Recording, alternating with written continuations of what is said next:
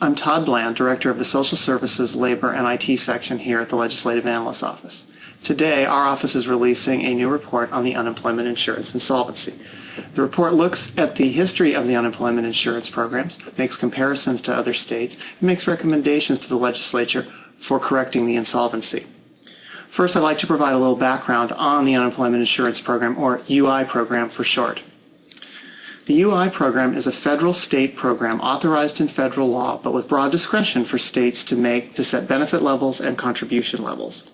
The program provides weekly benefits to unemployed workers who lose their jobs through no fault of their own. The program is financed by unemployment insurance tax contributions paid by employers for each covered worker. Regular benefits are paid for up to 26 weeks. However, during periods of recession, the federal government often extends these benefits for longer periods.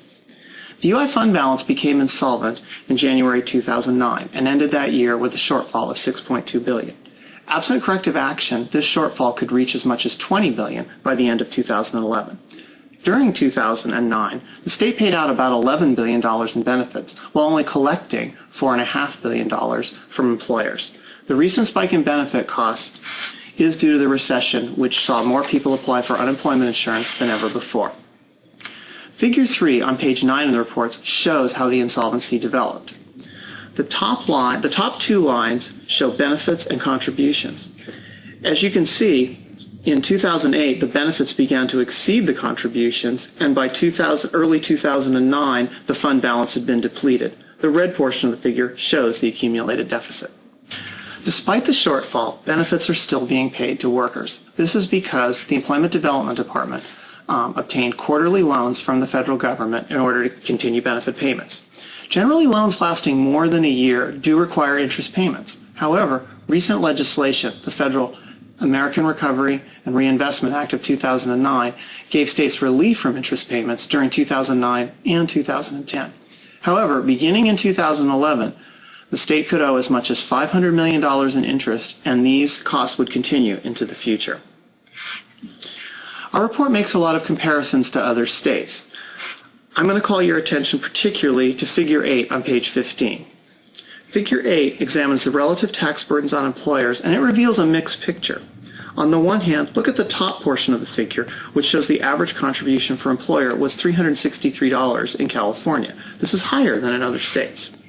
Conversely, if you look at the bottom of the figure, it looks at maximum tax rates. Here, California was below the levels in other states.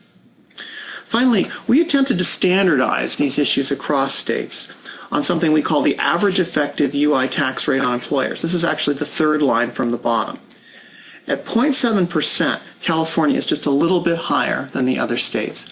We think this measure essentially is a good way of looking at it because it standardizes across income levels across states. To solve this problem, the legislature faces very difficult choices. Essentially, they can either increase UI tax rates, they can decrease benefit payments, or they can do some combination. The reason the choices are so difficult is because either unemployed workers will have lower benefits or the state's employers will face higher contribution burdens. To assist the legislature, we examined multiple scenarios and made the following findings. First, decreasing UI benefits alone cannot solve the problem in the short run. On the other hand, options involving tax increases could solve the deficit rather quickly. However, these kinds of increases could hurt California's economic competitiveness. Finally, the UI financing structure is not sufficiently robust to withstand periods of economic expansion and contraction of the magnitudes we have recently experienced. Recommendations. We recommend that the legislature take the following actions to address this problem. First, we think they need to attempt to minimize adverse impacts on the economy. Second, they need to make both tax and benefit changes. Third, they need to consider different approaches to the short run and the long run. By the short run, we mean 2011 and 2012. The long run, we mean the years after.